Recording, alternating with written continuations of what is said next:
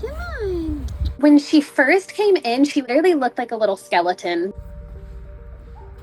Unfortunately, she was like a little Halloween decoration. I have never seen a dog in such bad condition before. I honestly thought she wasn't going to make it through the first night.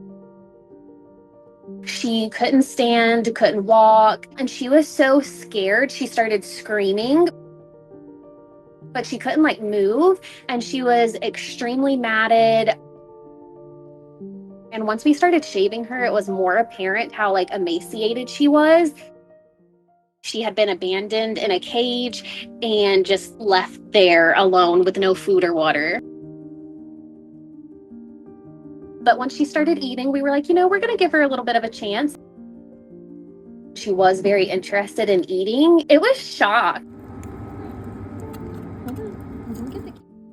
So I took her home, did scheduled feedings. We have a special diet at my work with high calories and a small amount of food. She quickly warmed up to me once I started feeding her. I think she kind of realized, oh, they're not going to hurt me. So she doesn't have a lot of emotional damage, it seems, thankfully, from it. But at first, she was definitely not doing the best. But Hazel was still far from being a normal, happy dog, unfortunately. So she did have to wear clothes because being so skinny, we didn't want her to get cold. And she couldn't stand to use the bathroom. So I'd either have to hold her up. We also kept her on fluids to keep her hydrated. We did some antibiotics because it seemed she had an infection. We did blood work as well. It was just a lot of kind of care. I wanted her to feel like she was included, like she was one of my dogs. So she got lots of toys, comfy beds. I would bring her to work with me and she would hang out with my dogs. So just kind of giving her a normal dog life. What you got? And it was like she got a little bit happier and you could tell she was gaining more energy and becoming a different dog. And literally step by step, she was trying to go further. So eventually she was able, with me holding her up, she could take a few steps with me holding her. She would stumble and fall sometimes, but she was getting stronger. And then eventually she had the strength to finally lift herself up. Woo! Okay, you're on your own. She was so wobbly, but there was a dog toy on the floor and she went over and grabbed it. At that moment, she was proud of herself. Oh my gosh, I'm doing it. Look at you. She was just pure excitement. Surprisingly, she's 12 years old, but she has so much energy. Give me the ball. She acted like she wanted to play fetch. She was still so unsteady that she would fall over, but she would definitely try to go after it. And even when she would fall, she wouldn't give up. She'd try to get back up on her own, and then she'd go after the toy again. She's very determined and strong-minded. One day I just looked at her and I was like, I can't see her ribs anymore. She's gained enough weight. She's able to be left alone at my house by herself now. She's not on scheduled feedings. She's able to just eat twice a day now. She's back to a normal weight. And I was really happy because it was a huge win for us. I think the first time she ever ran, she was out in the yard. I have a dog with a wheelchair and they were outside together and he took off after something and she tried to take off with him. It almost looked like she was shocked that she did it. She was so happy and kind of bouncing around.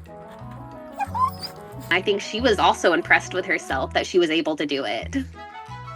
Hazel! Hi! And now she is so headstrong. She's so energetic. She greets me at the door every day. And she will play fetch nonstop for hours if you let her. Bring it here. Bring it here, Hazel. She will sit there and try to give a ball to my other dog because she wants him to play with her, but she doesn't realize he can't throw the ball for her. But her favorite thing in the whole world is her plushies. Hazel, do you want the snack? You gotta put the toy down. You can't. She doesn't like to share. She always has to have one with her. If we go to bed at night, she has to take her toys with her in the bed. Hazel. She does love car rides as well. She loves to stick her head out the window. She loves people, but she's very independent, but she will accept attention when she wants it. She is a goofball. She is very funny. She also loves going outside in the yard and just running and sniffing. She loves going on walks. We going on a car ride? You want to go on a car ride? You do? You do want to go on a car ride? She is obsessed with Benji. She loves him more than anything. She sleeps in the bed with him, and she loves cuddling with him. I think that is her best friend. They love to play tug of war, and you won't find one without the other. She found a lot of comfort in him.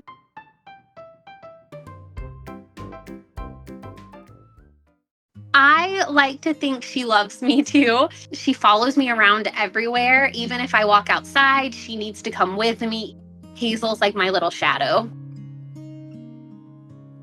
If I'm sitting on the couch at night, I love to read. She will come and get in between me and my book, and she will just lay her head on my shoulder.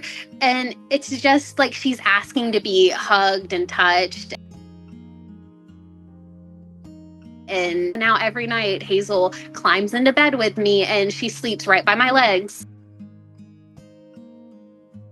I really thought she would be a shy dog, but she has really formed a great bond with me. When you look at Hazel, she's a totally different dog.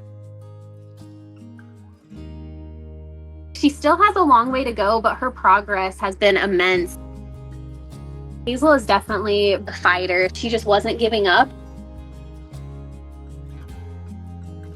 It was really cute and happy to have watched her come from so emaciated and sad to wanting to play and be a normal dog now. It's so nice to know that a dog that was so mistreated can still love humans. I adore her. She is precious.